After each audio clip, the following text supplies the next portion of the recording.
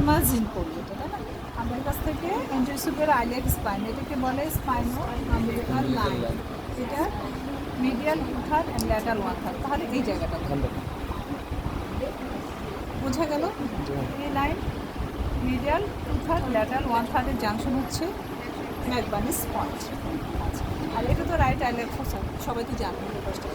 আচ্ছা, আর আমরা আরেকটা কী বলেছিলাম, তারপরে কী কী সাইন আছে? পয়েন্টিং সাইন তো বললাম, সেটা তো সেই পয়েন্ট আউট করে সে বলবে যে আমার আমলিক্সের চারদিকে ব্যথা, তারপরে এটা শিফট করে এখানে চলে আসে, সেটা হচ্ছে পয়েন্টিং সাইন।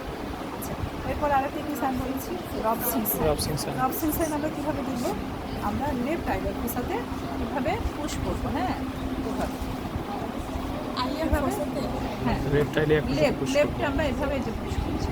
তবে আমি কোন দিকে তাকাবো, যেহেতু আমরা পেইনটাকে দেখতে চাচ্ছি, অবশ্যই ফেসিয়াল এক্সপ্রেশনটা যেটা না আমার দৃষ্টিকোণ দিকে থাকবে, আমি এদিকে পেশেন্টের মুখের দিকে তাকাবো যে পেশেন্ট পেইন ফিল করছে কিনা।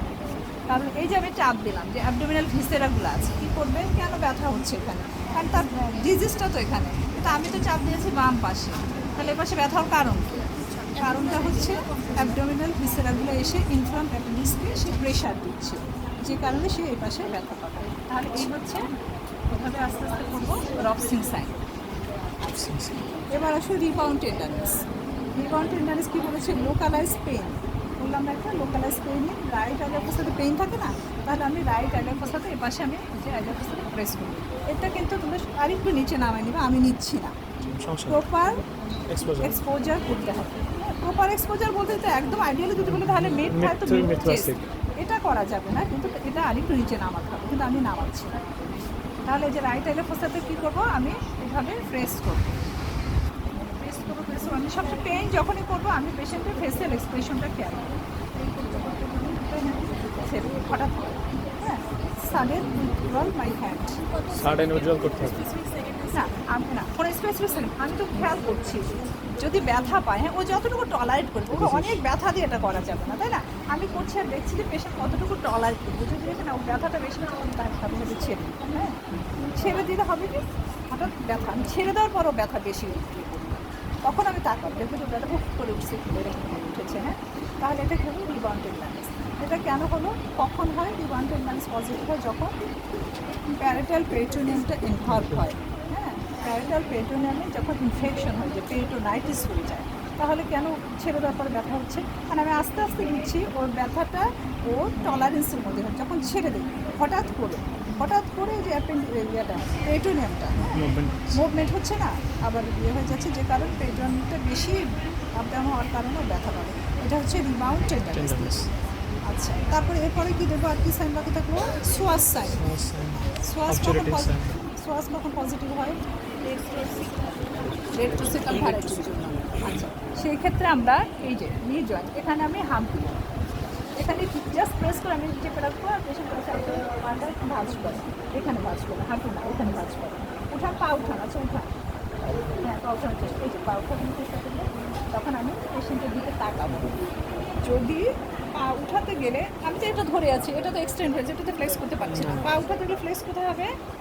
হিপ জয়েন্টে ফ্লেক্স হবে, তাহলে হিপ জয়েন্ট ফ্লেক্স হলে ও তখন এই যে এখানে ব্যথা পাবে, রাইট আইলিয়াক ফোসাতে ব্যথা পাবে, মানে শ্বাস নালীর মাসেলে তখন স্ট্রেস হবে, যে কারণে হচ্ছে ও ব্যথা পাবে।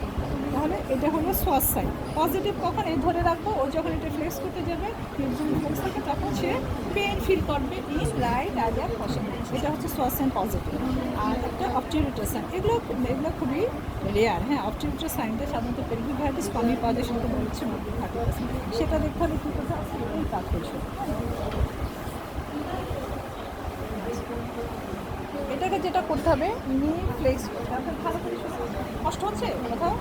আচ্ছা, তাহলে কোথাও হাঁটুটা ভাঁজ করতে হবে, এই পার্টটা ভাঁজ নিটা আমরা ফ্লেক্স করি, ফ্লেক্স করে তারপরে হচ্ছে পাটা এরকম করে আমরা চেষ্টা করি এই পার্টটা, হ্যাঁ যাতে আমার হিপ জয়েন্টের ইন্টারনাল রোটেশন হয়, হিপ জয়েন্টের ইন্টারনাল রোটেশন, এটা এইভাবে করে এটাকে আমরা এই দিকে আনলে এটা হিপ জয়েন্টের ইন্টারনাল রোটেশন হবে। এটা সাধারণত দেখাতে বলে না, এটা তবে প্রসিডিউরটা জেনে রাখা, তাহলে সে রাইট আইলিয়াক ফোসাতে পেইন ফিল করবে। এটা হলো অবটিউরিটার সাইন, এটা পেলভিক ভ্যারাইটির জন্য পজিটিভ। তাহলে বোঝা যাচ্ছে সবগুলো সাইন হলো, কোনো কিছু তো পারতাম না, কিন্তু এটা তো আমাদের প্র্যাকটিসের ব্যাপার, প্র্যাকটিস করতে হবে না। তাহলে ম্যাকবার্নি স্পান দেখাতে পারতে হবে, রিবাউন্ড টেন্ডেন্স দেখাতে পারতে হবে, ড্রপ সেন্সিটিভ দেখাতে হবে। আর হচ্ছে যেটা বললাম কি মাসেল গার্ডেনিং, সেটা তো বললাম না ম্যাম, যখন আমরা রিবাউন্ড টেন্ডেন্স এখানে দেখছি যে আস্তে আস্তে প্রেস করছি না, তখন মাসেল যদি টট হয়ে থাকে তুমি প্রেস করতে গেলে বুঝতে পারো যে আমি যে আমি চাপ দিচ্ছি নরম, এখানে soft soft, that means muscle is normal. আর যদি আমি এখানে যখন প্রেস করবো তখনই বুঝতে পারবো যে তার মাসেল গার্ডেনিং আছে কি না।